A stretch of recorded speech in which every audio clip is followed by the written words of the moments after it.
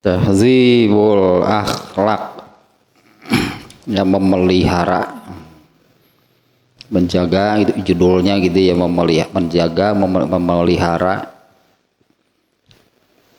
Yang target utamanya gitu ya kajian ini adalah mencapai al-akhlakul karimah. Masih penyakit hati nomor 10 ya, ujub. Dan masih tentang afatul ujub, bencana, itulah itunya, bencana, bahaya, itu malapetaka dari ujub. Nah baru sebagian ya. Di mana secara garis besar ini ada dua. Ya, ujub ini terkait dengan amal soleh itu dan dosa. Yang pertama yang kemarin ya ini diulaslah sedikit. Disebutnya kalau di sini ujub gitu terkait dengan Allah. Ini yang pertama demikian lah ya. Ternyata ini tentang amal soleh itu terkait dengan amal soleh, terkait dengan dosa nih. Nah ujub itu membawa manusia lupa akan dosa dan mengabaikannya, atau terbalik mungkinnya, manusia itu jadi mengabaikan. Ya namanya mengabaikan artinya kan mengacuhkan, menganggap enteng, berarti menganggap remeh ya, urusan dosa. Nah, sehingga ya diabaikan, dilupakan lah gitu ya, diabaikan, dilupakan. Nah dengan ujub ini gitunya, karena merasa bahwa dosanya itu sudah diampuni, dosanya itu sudah hilang. Nah sehingga ya, tidak ada gitu ya, tidak ada keinginan, kemauan untuk meminta lah katanya, tidak ada gitunya keinginan, kemauan untuk meminta ampunan, dan juga tidak ada kesungguhan untuk berusaha menghapusnya. Ya, kemarin saya kaitkan dengan surat Hud ayat 114 ya, karena ayat itu menyebutkan bahwa seluruh amal soleh itu menghapus dosa. Ya, seluruh amal soleh itu menghapus dosa, meskipun ya penghapus dosa paling utama, boleh disebutlah ya paling utama, paling beruntung gitulah ya, kalau untuk menghapus dosanya ini mendapat magfirah dari Allah. Artinya Allah yang menghapusnya. Apabila dosanya itu dihapus oleh Allah, keutamaannya, kelebihannya adalah jumlah amal solehnya utuh, berarti tidak digunakan untuk menghapus dosanya. Ya kalau surat Hud ayat 114 gitu ya, semua amal soleh itu jadi penghapus dosa. Nah, ternyata dosanya itu dihapus oleh Allah, berarti amal solehnya utuh. Nah apabila ini yang harus nih, yang ini nih ya, yang harus dilakukan gitu oleh manusia. Kalau atau andai kata dosanya tidak dihapus oleh Allah, ya hapus sendiri berarti. Nah untuk menghapus dosanya itu adalah dengan banyak-banyak beramal soleh. Nah, karena amal soleh itu penghapus dosa.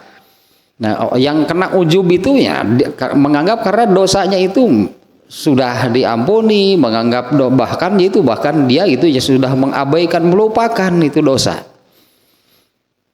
Ya tidak ada ini amunnya ini efeknya juga gitu ya. Jadi tidak ada lagi rasa takut ketika mendengar dosa, nggak ada rasa takut. Ya, karena merasa bahwa dosanya itu sudah sudah hilang lah gitunya. Ya fala yajtahid fi izalatihi. Nah ini dia ya, kalimat terakhir penutup yang kemarin. Fala yajtahidu fi izalatihi, maka tidak ada lagi itu kesungguhan untuk berusaha menghilangkan, menghapus dosanya. Bal yazunnu annahu yughfaru lahu, mengira bahwa dia sudah mendapat ampunan dari Allah. Itu yang kemarin sampai di sana nih ya, poin yang pertama gitu ya. Ini bahaya dari ujub itu yaitu mengabaikan dosa. Kemarin lahnya sudahnya penjelasan secara lengkapnya itunya pada pertemuan sebelumnya. Barusan ulasan itu yang intinya demikian, bahwa bahaya dari ujub ini yang pertama adalah jadi mengabaikan, menganggap enteng, bahkan itu melupakan dosa.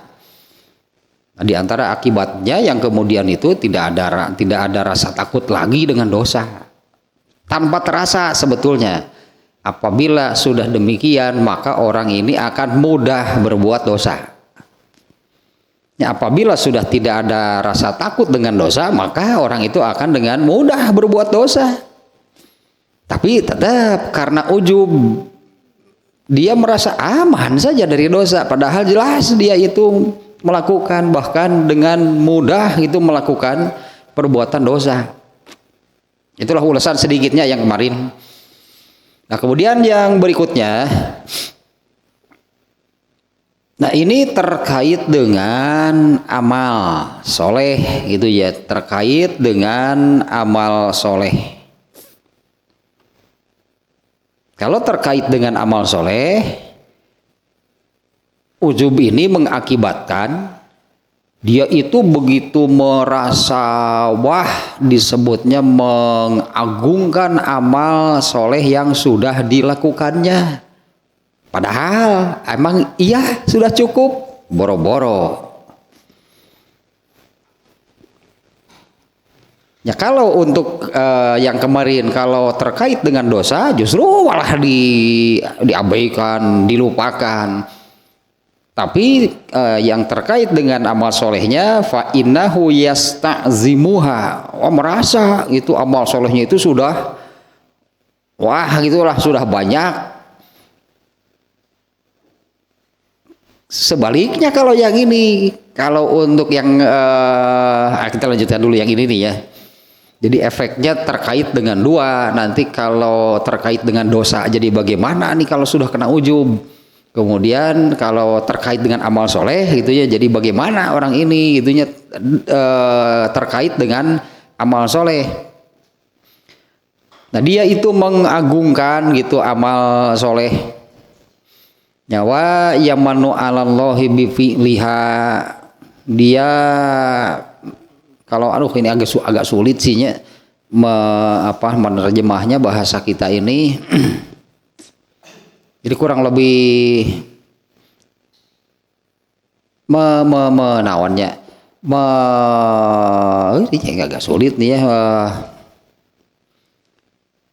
Boleh dikatakan melepaskan diri dari Allah tentang amal soleh. Nah belum tepat juga sihnya, agak sulit itu apa maknanya demikian. Ini maknanya dia melupakan peran, tetap intinya itu ya, melupakan, mengabaikan peran Allah terkait dengan amal solehnya. Dan dia juga melupakan, mengabaikan kenikmatan Allah ketika beramal itu karena Allah memberinya hidayatut taufik. Intinya itu ya, orang ini mengabaikan peran Allah sehingga dia bisa beramal soleh. Nah, merasa bahwa itu adalah semata-mata karena kehebatan dirinya. Makanya ketika bisa baru beramal sedikit saja ini sudah merasa, ini baru beramal sedikit saja dia sudah merasa hebat karena merasa bisa demikian itu tidak ada peran Allah. Hakikatnya padahal seperti ini ya, itu adalah kenikmatan dari Allah. Bisa beramal soleh itu salah satu kenikmatan dari Allah. Artinya kenikmatan dari Allah itu amat banyak lah ya, berarti kalau ayatnya nya in ta'udu nikmatallahi la tuhsuha. Jika kalian mau menghitung-hitung nikmat Allah pasti tidak akan bisa menghitungnya. Bahkan hal ini pun kenikmatan dari Allah, yaitu diberi yang disebut dengan hidayatut taufik, bisa beramal soleh dengan benar, itu anugerah dari Allah. Ya kan jurus setan teh iya tanya, jurus setan yang kelima ujub. Ketika seseorang ini jurus setan ini di Babria sebelumnya nih ya, setan berusaha mencelakakan manusia terkait dengan amal solehnya, bukan berbuat dosa, tapi dengan amal soleh masih dicelakakan oleh setan. Setelah orang ini bertahan gitu dari godaan setan sampai bisa melakukan amal soleh itu dengan benar, dengan sebaik-baiknya, maksimal gitulah, mantap lah pokoknya ibadah amal solehnya, oleh setan masih dicelakakan, yaitu dimasukkanlah ujub, yaitu orang itu merasa bisa demikian itu karena semata-mata kemampuan dirinya, kehebatan dirinya. Nah itu dibisikan gitu oleh setan. Kalau setan lemes, dan setan mah seolah-olah dia tidak berperan, seolah-olah itu datang dari pikirannya sendiri, bahwa merasa dirinya itu bisa demikian karena memiliki kemampuan, memiliki kehebatan yang tidak dimiliki orang lain. Mana ada orang yang bisa beramal soleh seperti yang saya lakukan, saya teh atuh. Padahal setan itu gitu nanti, padahal itu setan yang membisikkan demikian. Ya lupa nih ya, ini terkait dengan amal soleh, dia begitu mengagungkan, bahasanya mungkinnya membanggakan lah itunya, dia begitu membanggakan amal-amal soleh yang sudah dilakukannya. Padahal apa iya itunya, apa benar dengan jumlah amal soleh yang dilakukannya itu memang banyak, apa banyak gitu amal soleh yang cek Allah teh, itu kan perasaan kamu saja. itu kan perasaan kamu saja, sakitu wae mending asa wah saya kan beramal soleh banyak, saya luar biasa dalam urusan beramal soleh. Ayat artinya orang terkait hal tersebut ini juga pernah disampaikan ya. Ini perlu nih ya, itu perlu diulang-ulang dan jelema mau pohon lah itu. Ini terkait makna dari ini Lailatul Qadar. Kan ini hanya ada pada umat Islam. Lailatul Qadar mah di agama-agama sebelumnya Lailatul Qadar itu enggak ada. Ya, Lailatul Qadar itu kalau Al-Qur'an bicaranya menyebutnya khairun min alfi syahrin gitu ya, Al-Qur'an mah. Lailatul Qadar itu lebih baik daripada 1000 bulan, lebih baik daripada seumur hidup manusia.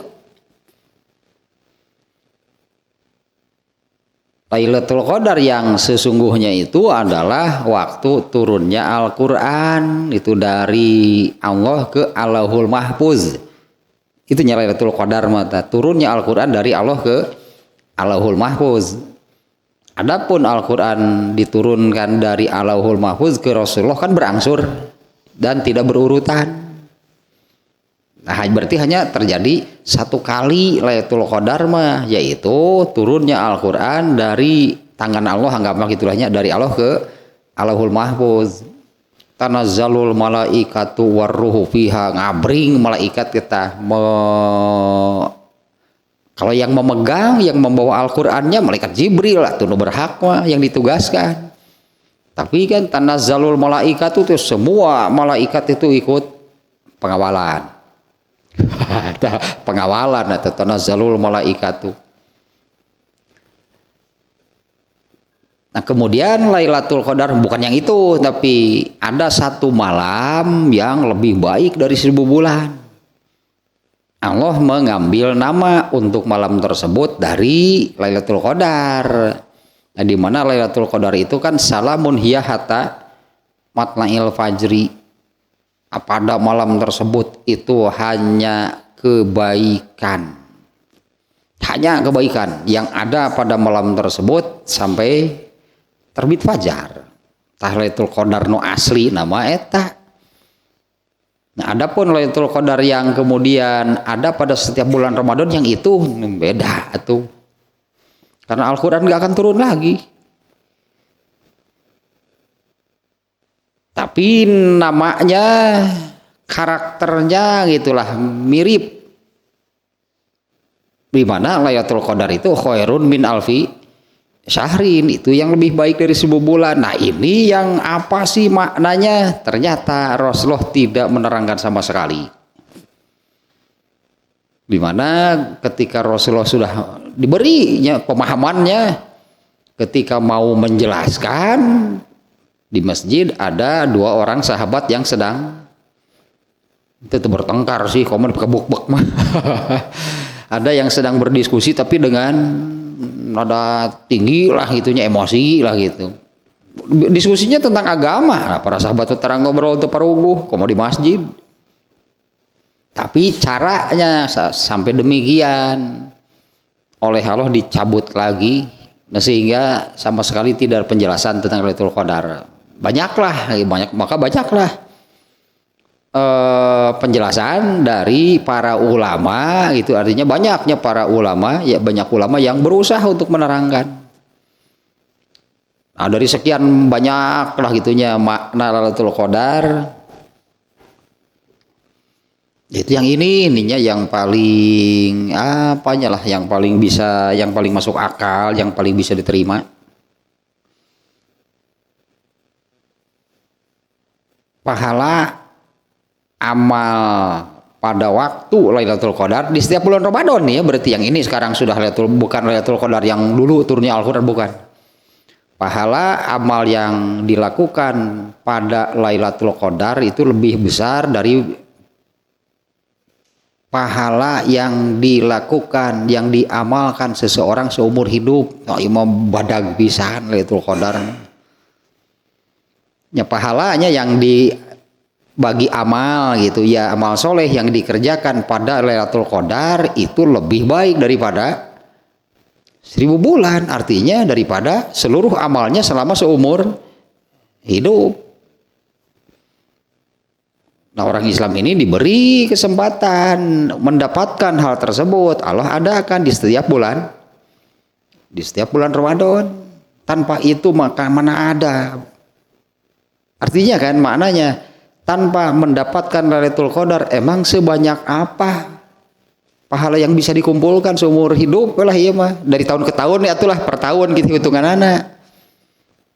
Nah, emang sebanyak apa gitunya seseorang bisa beramal soleh untuk mengumpulkan pahala selama setahun tidak dapat Lailatul Qadar. Nggak sedikit berarti. Lailatul Qadar itu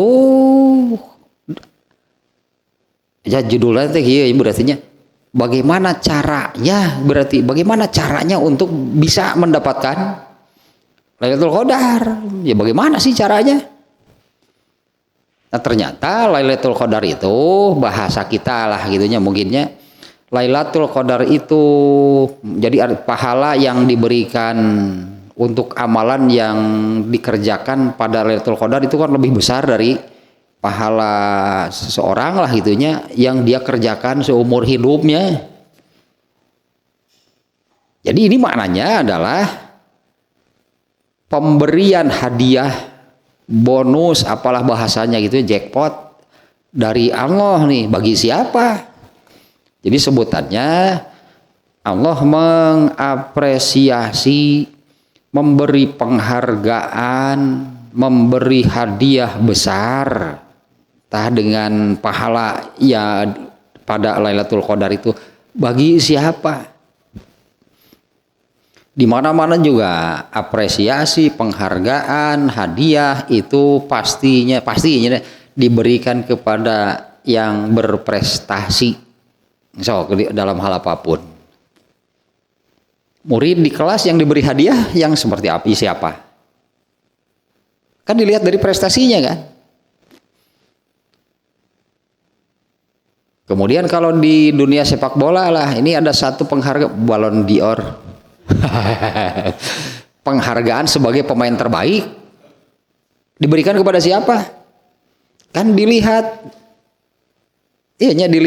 bagaimana sepanjang mulai dari awal kompetisi dilihatnya kan gitu kan. Jadi apresiasilah bagaimana penampilannya sejak awal kompetisi pasti. Berarti untuk mendapatkan Lailatul Qadar itu diapresiasi oleh Allah. Amal solehnya, kesolehannya dari kapan? Dari awal. Berarti gak bisa mendadak masuk bulan Ramadan diedankeun mendadak soleh, gak akan ada. Tidak diapresiasi oleh Allah. Nududak dadak itu teh geuleheun Allah teh. Iya nu ieu teh contohna. Ketika matahari sudah terbit dari barat, semua manusia akan beriman.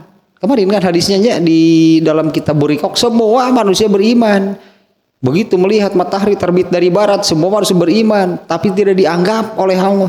Kalau tidak beriman, sebelumnya artinya kan mendadak. Kemudian yang mendadak bertobat, oleh Allah ditolak, tidak diterima tobatnya. Kemudian yang mendadak soleh juga kan, nah semua amal soleh yang dilakukan karena begitu melihat matahari terbit dari barat, mendadaklah banyak beramal soleh, nggak dianggap. Tetar sebut harus satu musim kompetisi, atulah ngadadak mendekati akhir kompetisi, wah karawe diedankeun, wah bisa. Nah ini ya kenapa saya kaitkan dengan hal tersebut ini nih, karena ujub ini orang yang kena oleh ujub merasa bahwa amal soleh yang sudah dilakukannya selama ini itu sudah wah pokoknya lah amal soleh saya itu sudah boro-boro cek Allah. Padahal tanpa mendapatkan Lailatul Qadar pesimis masuk surga harus ditambah gitu dengan, nah ini nih makanya ini jumlah Lailatul Qadar ini itu kan pahalanya itu lebih baik, lebih banyak, lebih besar daripada pahala seseorang yang dilakukan seumur paneta alfi syahrin teh seumur hidup teh 1000 bulan teh kan seumur hidup manusia.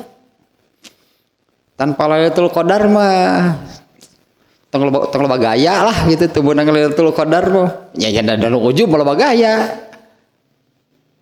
yasta'zimuha gitu kan, wah dia merasa gitu amal solehnya itu sudah seperti apalah gitu, nya ujub gitu teh. Justru amal soleh itu kan semestinya merasa mana cukup, sehingga gitu kan mana cukup amal soleh yang saya lakukan hingga hari ini, sehingga kan terdorong, terpacu untuk terus semakin banyak beramal soleh. Anggaplah gitu amal soleh ini tidak akan pernah cukup dan pasti tidak akan cukup. Makanya Rasulullah memerintahkan raih Lailatul Qadar, mun teu cilaka mun maneh teh tah teu meunang Lailatul Qadar mah. Ya tanpa ditambah gitunya dengan bonus kan namanya kan. Tanpa ditambah dengan bonus pahala yang lebih besar daripada seluruh amal yang dilakukan seumur hidup. Oh, pesimis berarti. Sehingga Rasulullah sangat menekankan gitunya, cari itu Lailatul Qadar itu, raih, dapatkan Lailatul Qadar. Kan carana sok dudak-dadak wae atuh. Dudak-dadak wae begitu masuk bulan Ramadan ge. Padahal tidak bisa. Ieu contohna nya. Mungkin ini di mana-mana hanya kejadiannya sama, situasinya sama. Begitu masuk bulan Ramadan yang salat malam di masjid banyak gak yang taraweh di hari pertama? Sampai masjid rasanya kurang besar. Laki-laki, perempuan, tua, muda taraweh di masjid. Berapa hari kejadiannya demikian? 3 lah. 3 hari, keempat sudah mulai berkurang. Itu kan kelima, keenam, sampai akhirnya saf pertama pun tidak penuh. Dah dudak-dadak mah hese, makanya tidak biasa kan mereka sholat malam. Tidak biasa itu mereka sholat malam. Itu mah euforia di awal sebut nanti. Euforia di awal, wah sararea ke masjid, apa namanya, merasanya euforia, tanya senang bertemu, banyak orang ternyata itu kan di masjid. Berapa lama? 3 hari, teteh sok lihat di masjid manapun. Eta mendadak mengerjakan sholat malam begitu masuk bulan Ramadan nya mau kuat 3 poe paling. Tapi kalau yang biasa mengerjakan sholat malam gitunya sepanjang tahun, begitu masuk bulan Ramadan di situ ada sholat malam, nanti aneh gitunya biasa gitu kan. Tak justru persiapan supaya bagaimana nih bisa di bulan Ramadan itu bisa konsisten. Harus konsisten dari awal. Karena di awalnya juga tidak konsisten, apa masuk Ramadan bisa konsisten? Dinanya nage tadi kan yang mendadak itu tidak akan dianggap oleh Allah. Yang mendadak beriman tidak diterima. Yang mendadak bertobat tidak diterima. Yang mendadak diedankan banyak beramal soleh tidak diterima. Dalain gitu biasa nage. Tata Lailatul Qadar mah bahasanya mungkin sebutannya sekitar itulahnya. Allah mengapresiasi, Allah memberi penghargaan atas kesolehan selama 11 bulan sebelumnya. Bukan mendadak soleh begitu masuk bulan Ramadan. Nur oces gitu mah mendadak soleh. Wah, Allah ya mau dianggap begitu mau.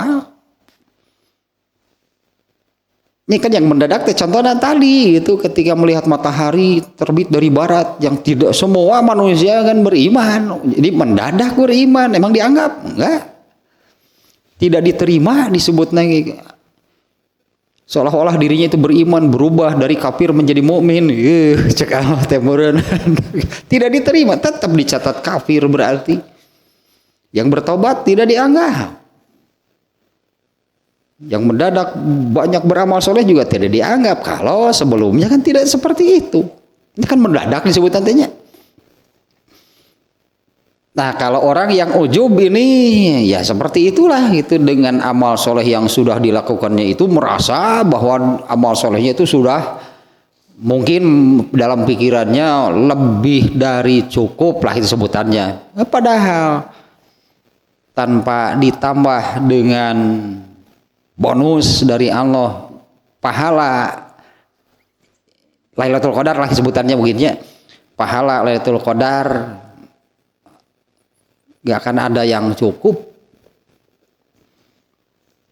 Apalagi kalau misalnya nih karena kan Lailatul Qadar itu ada di setiap Ramadannya, apalagi kan tahun ini dapat penghargaan lagi dari Allah, tahun berikutnya dapat bonus lagi, dapat bonus lagi, dapat bonus lagi. Nah itu baru aman lah, yakin dah. Ya kalau karena biar bagaimanapun kan Masuk surga itu kan harus beramal soleh. Sebetulnya untuk masuk surga kan harus beramal soleh. Di mana kan beramal soleh itu boleh disebut untuk mengumpulkan pahala tah ditambahan ku Allah teh pahala teh dengan pahala yang dengan pahala amal yang dikerjakan pada Lailatul Qadar. Nah, eta mah gede pisan pahalaana ge. Beramal soleh itu kan untuk masuk surga itu harus beramal soleh. Beramal soleh ini kan anggaplah maksudnya untuk mendapatkan pahala. Pahala ada ditambahan. Ari nu ujub, wah boro-boro. Ya karena nih dia merasa amal solehnya itu sudah, bahasa kitanya lah sebutnya mungkin sudah wah lah gitu, lebih dari cukup lah. Merasa jumlah amal solehnya itu sudah cukup.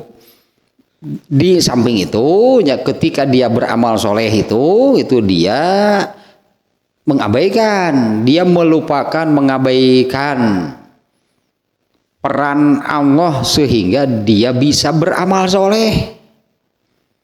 Ya, dan dia pun melupakan bahwa bisa beramal soleh itu adalah kenikmatan yang berupa yaitu at-taufiq wa tamkin. Ya wa nasiya nikmatallahi alaihi bitaufiqi wa tamkini minha.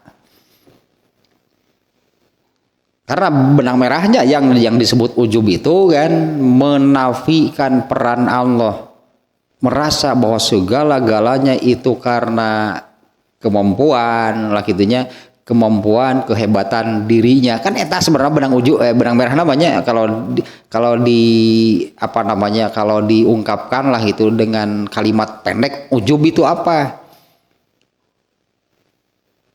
Seseorang gitu kan merasa bahwa segala-galanya itu karena kemampuan dirinya, kehebatan dirinya, dan menafikan peran Allah. Tidak dianggap lah gitunya, ya menafikan gitu kan, ya menafikan peran. Padahal hakikatnya seperti ini. Bisa beramal soleh itu anugerah dari Allah. Bahkan kan kesempatan beramal solehnya yang memberi siapa? Gak mungkin lepas dari Allah. Karena seseorang bisa beramal soleh, kesempatannya itu pemberian dari Allah. Kesempatan beramal soleh itu Allah yang memberi. Sebutlah kalau seseorang mencari sendiri itunya ingin beramal soleh. Nah kalau Allah gak memberi, gak akan nemu, gak akan bisa beramal soleh. Itu kan hakikatnya ya, tidak bisa. Mana ada manusia yang bisa lepas dari Allah? Sangat bertentangan kan, itu sangat bertentangan itu ujub itu dengan itu hakikat manusia, di mana menurut Allah itu manusia itu kan la haula wala quwata illa billah. Ini juga pernah saya sampaikan ya, bahwa kalimat tersebut Rasulullah menyebut kalimat la haula wala quwata illa billah itu kanzun minal jannah. Apa bahasa kitanya ini harta pusaka lah, mungkin bahasa kitanya ini harta pusaka yang ada di surga. Barang siapa jadi memiliki kalimat tersebut, nah memiliki kalimat tersebut itu kan bukan hanya sekedar mengucapkan, tapi betul-betul artinya dihayati, dibuktikan bahwa dirinya itulah haula wala quwata illa billah. Nah, itu yang disebut berarti pada orang itu ada kalimat tersebut, ada kalimat la haula wala quwata illa billah. Pasti kalimat itu akan kembali ke tempatnya. Di mana tempat itu asalnya? Di surga. Bakal balik deui tah kalimat eta mah ke tempatnya. Itu kan kanzun minal jannah, itu adalah harta pusaka yang ada di surga. Oleh Allah diambil, katakanlah diambil dari surga, dikeluarkan, sebarkanlah kepada manusia. Nah barang siapa yang memiliki kalimat tersebut, maka kalimat tersebut akan membawa ke tempat asalnya. Tapi itu kan harus dengan makna yang sesungguhnya, bukan hanya diucapkan. Kalau diucapkan maka setiap mau pergi juga doanya Bismillahi tawakkaltu 'alallahi la haula wala quwata illa. Nya aing ngucapkeun pada gampang kalimat tersebut pendek la haula wala quwata illa billah. Nah yang disebutnya apa namanya ya harus sampai ini mungkinnya bahasanya kitanya. Kalau kalimat itu betul-betul mendarah daging di dalam dirinya. Asli gitu bahwa saya ini nggak ada apa-apanya la haula wala quwata illa billah. Nah maka kalimat tersebutlah itunya yang tertanam, tertancap, bahkan mendarah daging di dalam dirinya. Kalimat la haula wala quwata illa billah itu dia akan kembali ke tempat asalnya nanti. Kalimat itu akan pulang gitu kembali ke surga. Ya, terbawalah orang yang memang mendarah daging itu bersenyawa, tidak bisa dipisahkan. Sementara kalimat ini akan pergi menuju surga, hanya ke bawah atau jelema. Begitu sampai di pintu surga, cicing mana ulah milu, awal gitu. Cicing mungkin yang kejero segala. Ya lamun la haula wala quwata illa billah nangeun saukur tempelan mah iya. Tempelan, aksesoris, ya itulah hanya maksudnya orang yang mudah, gampang mengucapkan yang demikian, tapi mana buktinya? Malah ujub. Itu kan bisa jadi secara lisan ini mudah, gampang mengucapkan kalimat tersebut. Malah ujub, ditinggalkan atau oleh kalimat tersebut cicing mana ulah milu ah. Tapi kalau mendarah daging kan sebutnya bersenyawanya, nggak semua bisa dipisahkan berarti. Karena kalimat la haula wala quwata illa billah itu harusnya betul-betul kan menjadi naon artinya berkolaborasi, bukan sih? Betul-betul merasuk apa bahasanya lah gitunya, merasuk, masuk dan menyatu gitu bahwa manusia itu makhluk yang demikian, yang la haula wala quwata illa billah, tak kalimat itu nanti akan kembali ke tempat asalnya. Nah orang yang ujub bertentangan justru dengan kalimat la haula wala quwata, karena kan la haula wala quwata illa billah itu artinya segala-galanya manusia itu oleh Allah, bukan oleh dirinya. Itu dinafikan, aduh cekalo teh hebat, tes eta gumasep. Nanti kalimat itu pulang ke tempat asalnya, hayang milu mau dibawa. Naon dengan nempel wongkul di dia. Tulisan ditempel la haula wala quwata illa billah. Mau bisa stiker hunggul. Seperti ayat kursi tempel di pintu, mau bisa ditempel di dinya pada kudu. Ya ayat tersebut kan harus samalah mendarah daging gitunya. Menjadi kesadaran dan pengamalan itu bahwa Allahu la ilaha illallahul hayyul qayyum la ta'khudhuhu sinatun wala naum. Apa sih coba aplikasi dari ayat ini bagaimana? Bahwa Allah itu tidak la sinatun wala naum, tidak lupa dan tidak tidur. Nah, atau unggal beramal di tengah rasa ketika beramal itu tidak merasa disaksikan oleh Allah. Katanya Allah tidak tidur. Gusti Allah ora turu. Opo iki? Opo iki? Aduh, tambah biasa nu ngomongnya itu nu nyeri hati, itu ngomong nu gitu teh. Barisan sakit hati gitu yang tersakiti ngomongna teh. Pokoknya Gusti Allah ora turu. Itu naon itu teh. Geus nu ngarti wae. Nah, kembali lagi ke sini nih ya. Ya ini nih dari kalimat ini memang maknanya jadi demikiannya, seseorang itu yang begitu merasa, bahasanya bahkan di sini yasta'zimuha, dia mengagungkan amal soleh yang sudah dilakukannya, artinya seolah-olah itu amalnya itu sudah lebih dari cukup lah artinya untuk bisa masuk surga. Padahal seperti tadi masalahnya kalau tanpa ditambah jumlahnya, tanpa ditambah dengan pahala yang Allah berikan karena amalnya beramalnya, atau ialah pahala Lailatul Qadar lah gitu namanya. Kalau tidak ditambah dengan pahala Lailatul Qadar nggak akan cukup.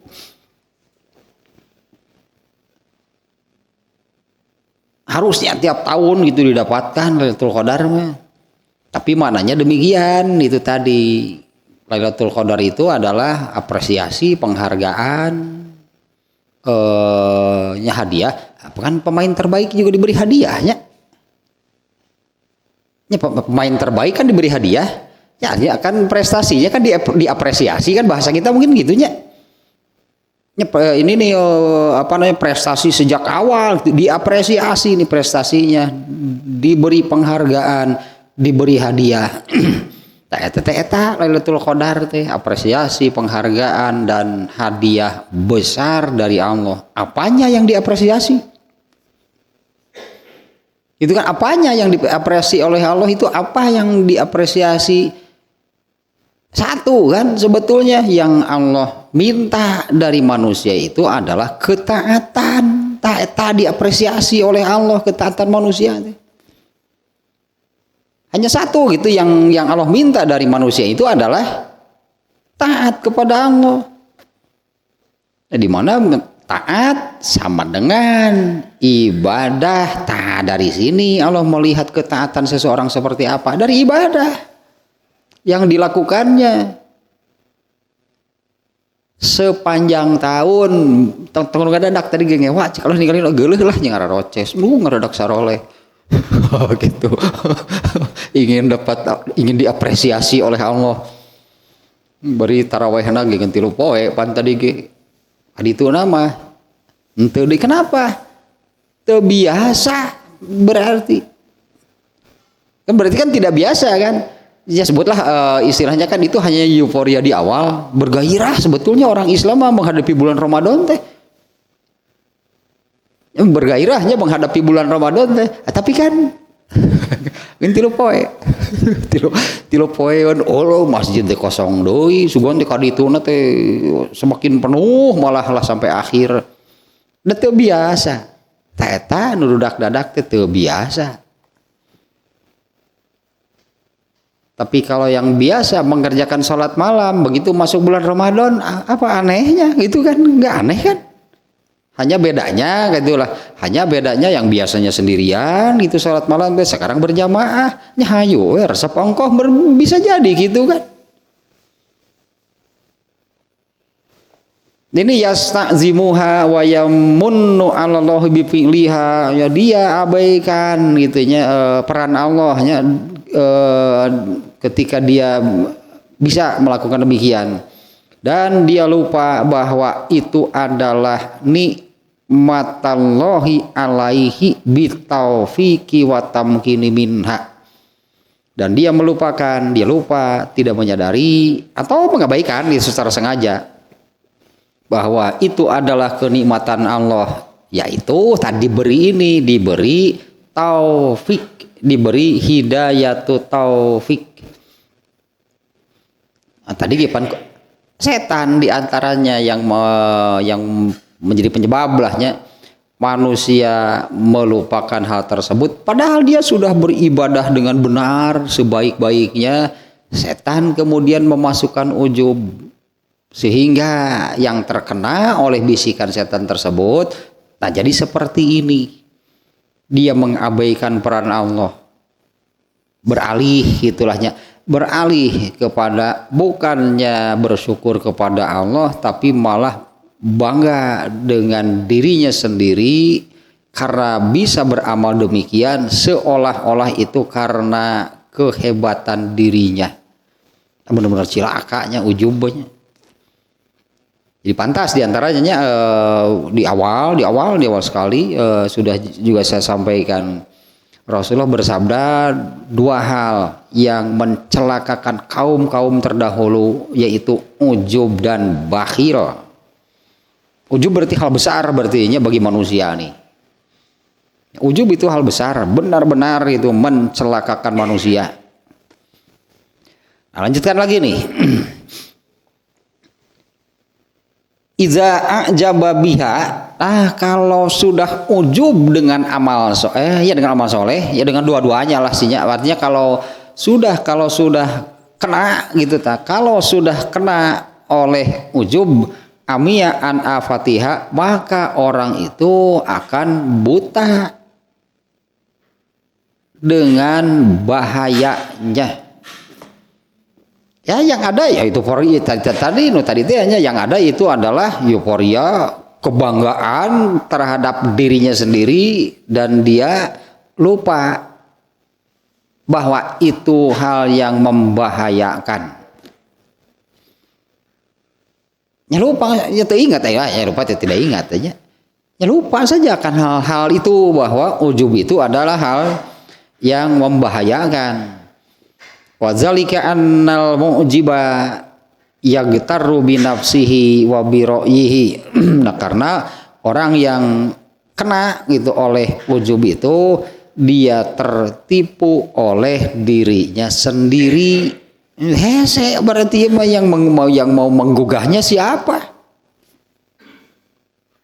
Ya yagtaru bi nafsihi wa bi ra'yihi. Orang yang ujub itu dia tertipu itu oleh dirinya sendiri. Setan si tadi kan yang ya namanya tetap setan dari eta nama naon sebutan teh masalah utama, masalah terbesar gitu bagi manusia setan ya, masalah utama masalah terbesar gitu bagi manusia setan disebutnya. Makanya Allah menyebut setan itu musuh yang nyata, musuh terbesar manusia itu setan. Sampai seperti ini ya, tertipulah itu oleh dirinya. Nah, kalau tertipu oleh dirinya, kalau seseorang ada ujub di dalam dirinya, ada orang lain yang tahu nggak? Ya mau hal itu. Paling bisa ya. Paling bisa dari indikasinya. Orang ini kan jadi apa namanya? Berubah bolehlah gitunya, disebut orang ini jadi berubah untuk urusan dosa, jadi menganggap enteng. Karena menganggap enteng tadi akibatnya apa? Tanpa terasa orang ini akan dengan mudah berbuat dosa karena dosanya sudah dianggap enteng. Kalau dengan amal soleh karena merasa sudah cukup, bahkan lebih dari cukup, maka justru semangat beramal solehnya akan terus berkurang. Eta indikasi. Cobalah kita kalau mau melihat, tapi melihatnya untuk jadi pelajarannya, bukan untuk ujub jelema teh. Ini kena oleh ujub, nanti dia lupa mengoreksi diri. Coba perhatikan, ada nggak, menemukan nggak orang yang demikian? Orang yang kurang gairah, kurang semangat, nggak ada kesungguhan dalam beramal soleh, itu kena berarti oleh ujub. Apa iya gitu amal soleh yang sudah dilakukannya selama ini itu cukup? Kenapa gitunya nggak ada kesungguhan, nggak ada kurangnya, itu kurang bergairah, bersemangat, bersungguh-sungguh untuk terus menambah gitu, untuk terus beramal soleh. Kena berarti oleh ujub. Mungkin di dalam hatinya ada perasaan itu, merasa dengan jumlah amal solehnya itu sudah cukup lah, amal solehnya sudah, bahkan itu sudah hebat lah amal solehnya. Tapi penyebabnya bukan hanya itu, kalau orang jadi kurang gairah, kurang bersemangat, gak ada kesungguhan, malas juga bisa. Nanti ada juga penyakit hati malas, nomor berapa? Ya teh malas teh, bal-bal teuing penyakit hati teh jeung kabeh, sinjelakakeun pisannya penyakit hati, ampun namanya. Jadi orang yang ujub itu tertipu oleh dirinya, oleh yang tadi bagaimana cara dia berpikir sehingga menyimpulkan demikian gitunya, yaitu dosa aman, amal soleh aman, itu dia itu berpikir demikian kan.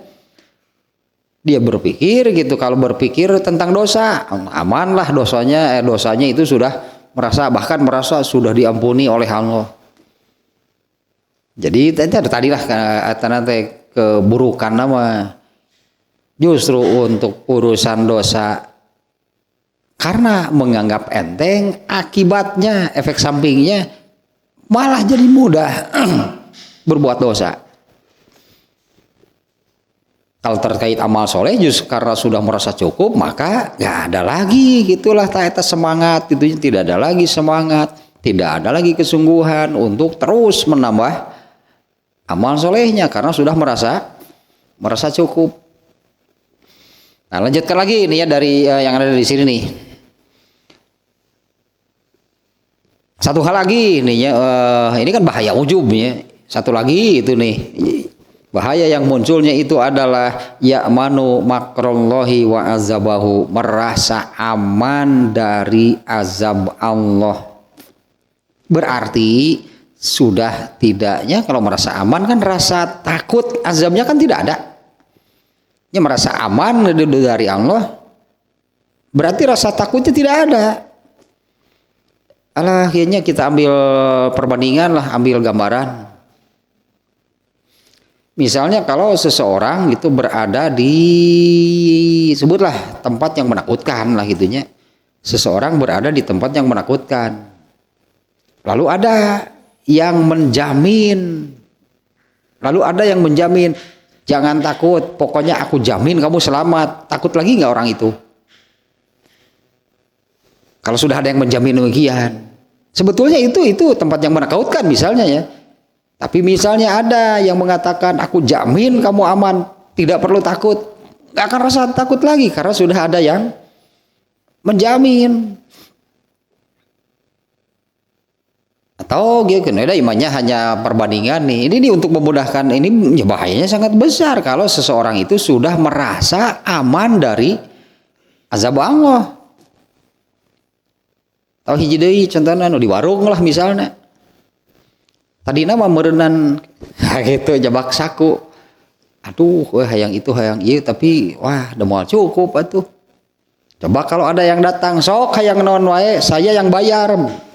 Ketakutan enggak? Ya itu sebutnya berarti kalau ada yang menjamin. Ya kan demikian ya. Asalnya berpikir sebut teh meureun dok saku alah aing mah. Rek meuli ieu sieun teu mahi. Berikan kanu itu sieun teu mahi. Tapi kalau sudah ada yang mengatakan demikian, aku jamin sok hayang naon wae rek saku mah wae saya yang bayar. Da saur moal aya sieun moal rek nyokot naon wae ge. Eta nu geunah mah kalau ada yang disebut penebus dosa, nah we atuh bebas berbuat dosa, logikanya mesti demikian. Ya kalau sudah ada yang mau ngajamin berarti kan ya sudahlah pokoknya mah dosa kamu itu saya tebus semuanya. Ya artinya saya jamin dosa-dosanya. Logikanya itu kan mengarahkan orang untuk bebas berbuat dosa sebesar apapun. Ada nggak yang menebusnya? Tapi aneh, kenapa justru tetap jangan berbuat dosa? Ongko saya itu nggak jamin. Ongko tadi teh sok lah yang naon wae ge saya nu mayar. Tapi ketika mau ambil ini tentang nu eta tuh.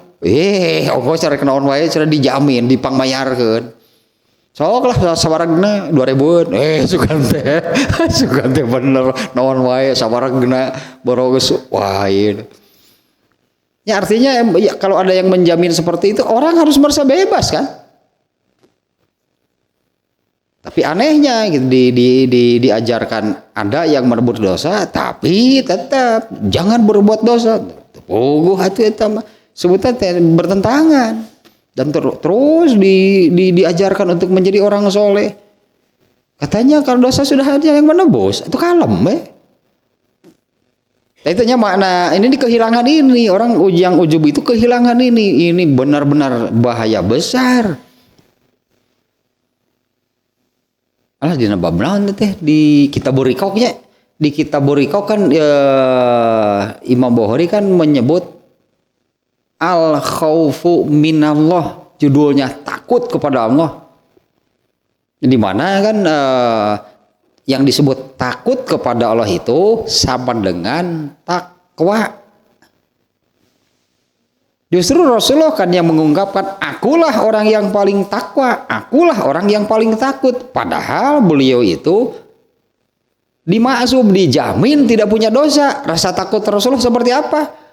Malah jadi paling besar. Ya malah paling besarnya, paling bertakwanya, paling bertakwa, paling takut. Itu Rasulullah ungkapkan demikian ini ketika yang ada tiga orang kan datang ke rumah Rasulullah ingin bertanya ibadah Rasulullah itu seperti apa. Ternyata Rasulullah sedang tidak ada. Ya ditanyakanlah kepada Aisyah, ya, kepada istrinya, kepada Aisyah. Ditanyakan kepada Aisyah, diterangkan oleh Aisyah, Rasulullah itu ibadahnya beginilah gitu ya, tanpa menyebut rinciannya seperti apa. Ternyata ketiga orang ini mengatakan, wah, dengan ibadah yang sekian itu cukup bagi Nabi, karena Nabi tidak punya dosa. Nah kalau kita, itulahnya ketiga orang tersebut, maka wah iya mah kudu diedan kan ya, tuh karena mah kudu digas, mah gaskeun lah aya mah gitu. Urusan ibadah teh kudu pokoknya mah ibadah. Yang pertama mengatakan, saya akan sholat malam sepanjang malam. Artinya tidak ada waktu malamnya itu untuk digunakan tidur. Saya akan sholat malam sepanjang malam, setiap malam.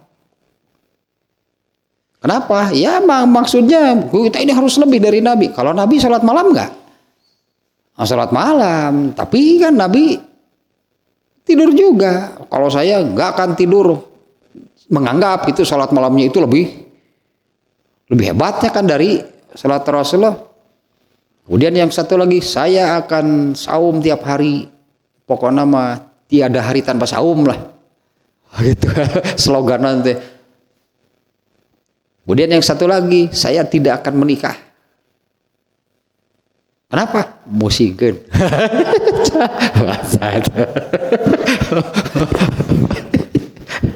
Sakit kamari geus dibere eta doana. Padahal eta doana teh, ya Allah aku berlindung kepadamu dari hati yang tidak pernah khusyuk, ilmu yang tidak bermanfaat, doa yang tidak kau dengar, dan nafsu yang tak terkendali. Ngan aya sih nu nambahan dari istri nu musingkeun. Teuing nu eta mah teu nyaho, tanggung jawab nu eta mah. Tanggung jawab nu eta mah. Opat tuh nu eta mah. Nabi paling bari sujud, ya Allah aku berlindung kepadamu. Bener anu opat mah tah tanu hiji bidah tuh ting ti mana. Tapi usieuna mah bener oge sih. Nabi ari usieuna mah bener oge ya. Ngurukan pamajikanna teu doa kitu gitu. Ngurukan pamajikanna teu doa kitu gitu. Murukan pamajikanna teh cicing-cicing geus murukan. Nah itu ketika ketiga orang tadi masih ada di sana, Rasulullah datang dan bertanya, ada apa? Aisyah kan yang marah-marah, ini orang-orang ini mereka bertanya seperti ini, katanya itulahnya mau begini-begini, ternyata mereka malah mengatakan begini-begini. Rasulullah marah luar biasa. Karena benang merahnya orang ini meskipun dengan semangat ibadahnya dasarnya, meskipun dengan semangat ibadah, hasilnya apa? Mereka justru bukan mengikuti Nabi, tapi jadi beda dengan yang diajarkan dan diamalkan oleh Nabi. Jadi beda kan? Mereka itu melakukan demikian berdasarkan apa? Berdasarkan pikirannya sendiri. Pan tadi karena itu ngomongnya cek, wah berarti pada itu pikiran anak.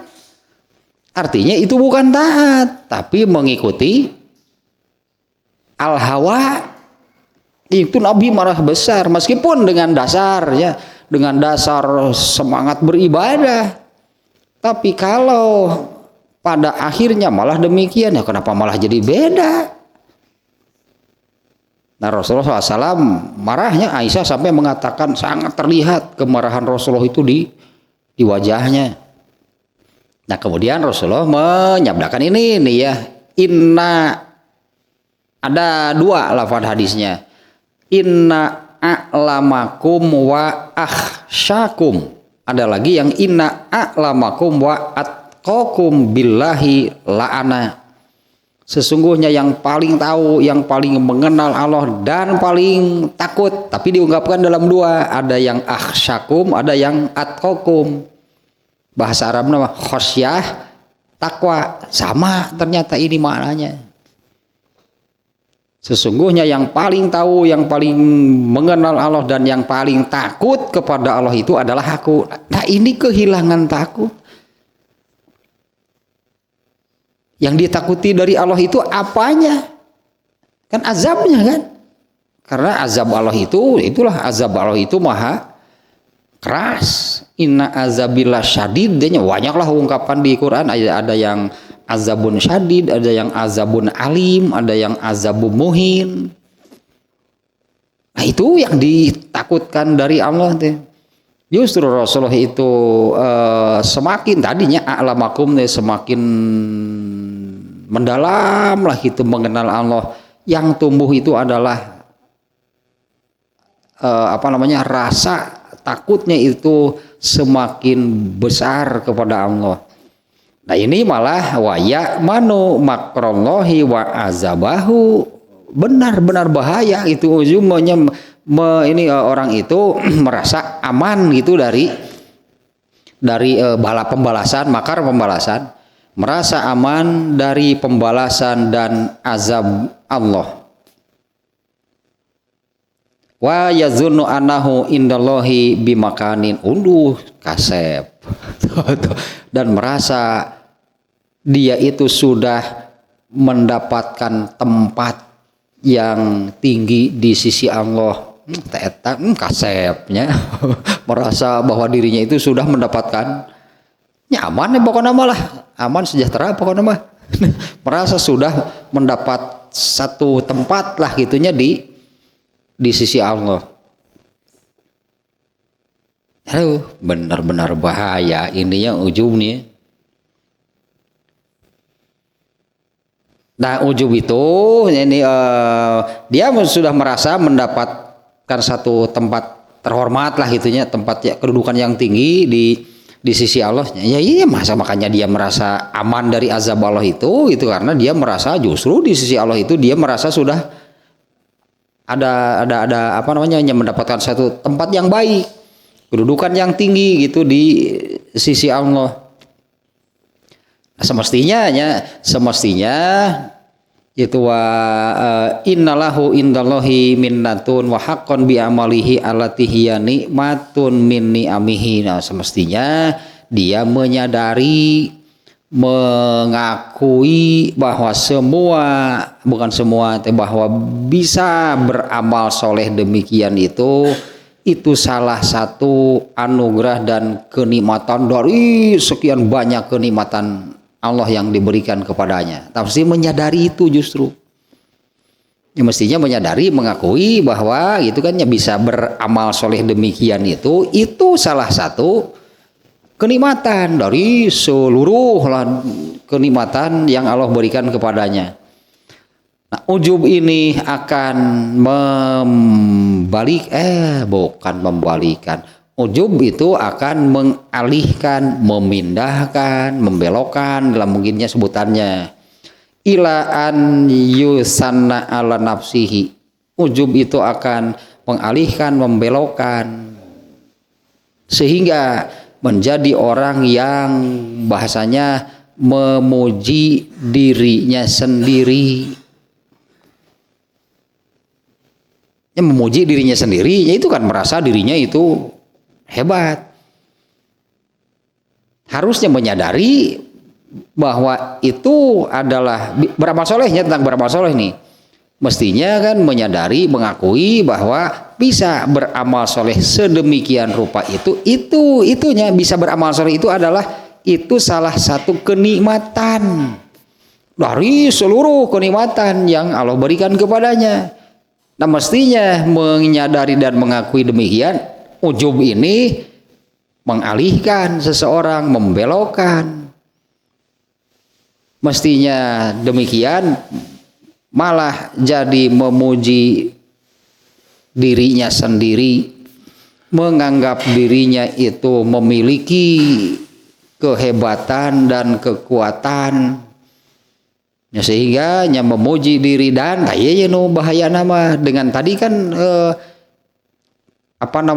tidak merasa takut dengan pembalasan dan azab Allah, merasa dirinya sudah mendapatkan satu tempat yang terhormat di sisi Allah.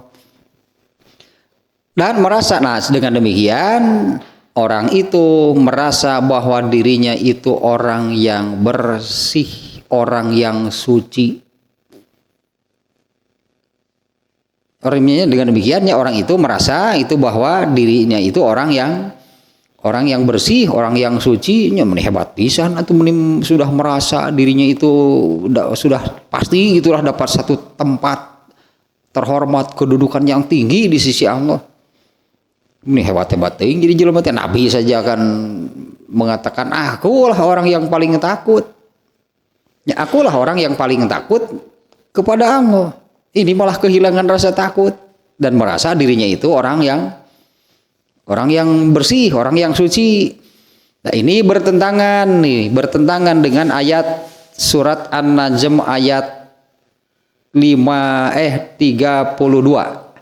Surat An-Najm ayat 32. Nah, ini redaksinya nih ya. Fala tuzakku anfusakum. Janganlah kalian merasa diri kalian itu suci, bersih. Justru harus merasa banyak dosa, ngarahasieun. Nah, justru harus kan memang benar kan? Memang benar harus wajib merasa bahwa banyak dosa itu harus.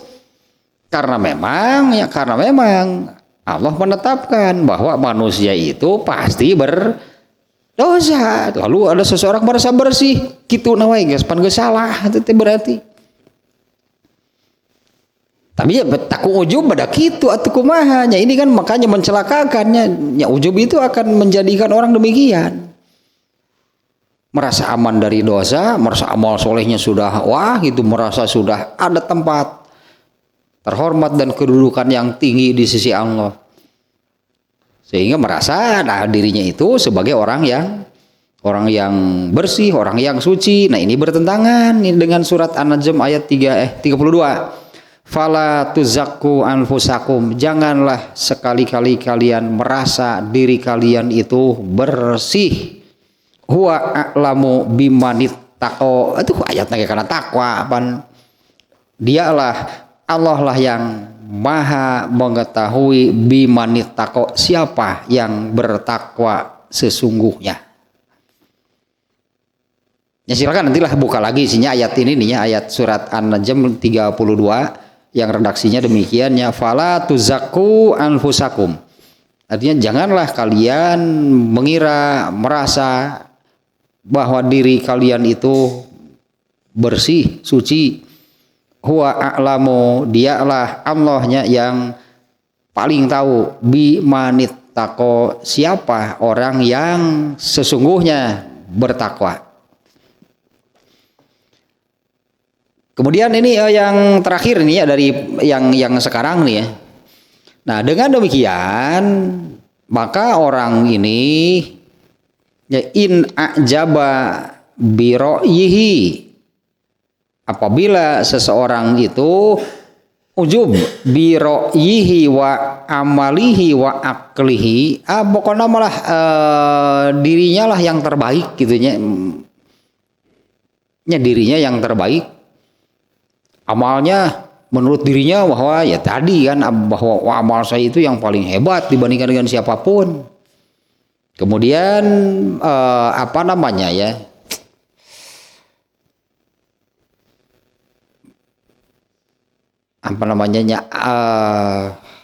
pikiran lah itunya, pikirannya yang terbaik dibanding dengan siapapun. Ini biroyihi wa aklihi.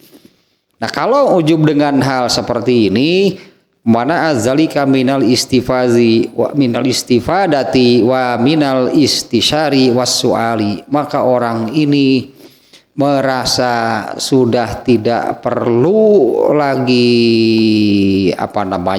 ilmu dari orang lain, tidak perlu lagi apalagi sampai minta petunjuk, kemudian bertanya kepada orang lain, wah pasti sudah menutup diri dari hal seperti itu. Ya fa yastabidu binafsihi, maka orang itu akan cukuplah dengan apa yang ada pada dirinya, ya, dengan apa yang ada pada dirinya, dengan wabiroyihi yastan kifu minas suali, dia akan tidak akan dia sudah menutup diri lah, menutup diri, ya, tidak mau, artinya tidak mau menerima pelajaran, tidak mau mengambil tidak mau mengambil ilmu dari yang lain. Nah, padahal kan semestinya alah perintah iyo panjang deui atuh ieu teh lah. Jam piro saiki? Tadi atuh udah pada nyebut-nyebut eta Gusti Allah ora turu tuh jadi jadi aja kebablasan. Sedikit tentang ini nih ya. Mudah-mudahan bisa singkat nih ya. Wahyu pertama itu kan surat Al-Alaq 1 sampai 5.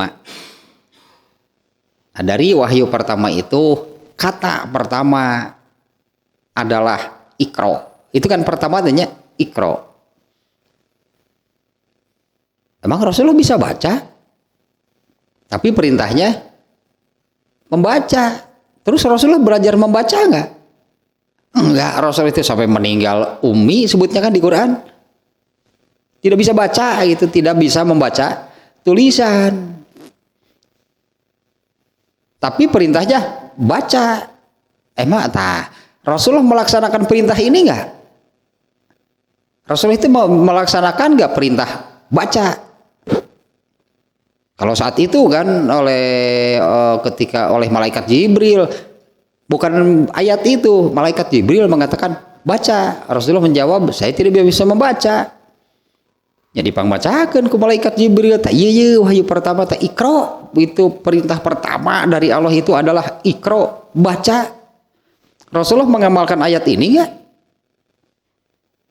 Kan seluruh ayat Al-Quran itu diamalkan oleh Nabi, apalagi ini perintah pertama. Bahkan Iqra-nya pun Iqra bismi rabbika, dengan nama yang telah menciptakan kamu.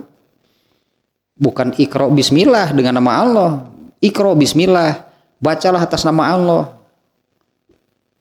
Paling Rasulullah akan mengatakan, Allah itu siapa? Ya bacalah dengan nama Allah. Allah siapa? Tapi bacalah atas nama yang telah menciptakan kamu. Namanya belum disebut. Nah, Iqra-nya ini baca gitu ya. Itulah Rasulullah pasti mengamalkan. Tapi ternyata kan Rasulullah tidak bisa membaca tulisan sampai meninggal gitulahnya. Rasulullah nggak bisa membaca sebuah tulisan karena memang tidak belajar nu eta mah. Tapi Rasulullah tidak berhenti membaca. Ternyata bagaimana cara Rasulullah membaca Al-Quran? Gini hafal Rasulullah Al-Quran. Kalau kita kan menganggaplah mau menghafal Al-Quran kan baca tulisannya, terus dihafalkan. Dan Rasulullah itu hafal satu Quran, tapi bukan dengan membaca tulisan. Hafal Quran. Kemudian Rasulullah paham nggak makna ayat-ayat Quran? Eta teh hasil maca, eta teh.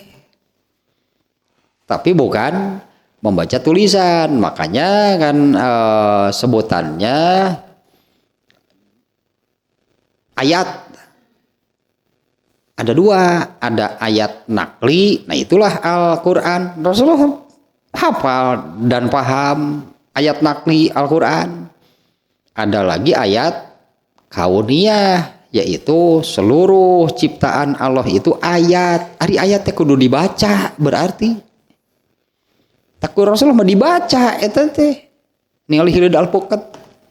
Nah gitu baca, oh gitu ilmuna dapat sampai mendapat kesimpulannya apa, dapat pelajaran tah eta maca.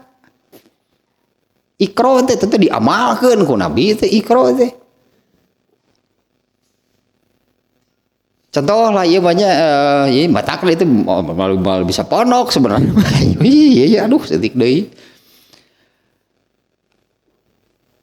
Ini contoh yang ini nih, Luqmanul Hakim nya. Luqmanul Hakim itu bukan seorang nabi, bukan ulama besar, bukan ya. Luqmanul Hakim disebutnya orang bijak.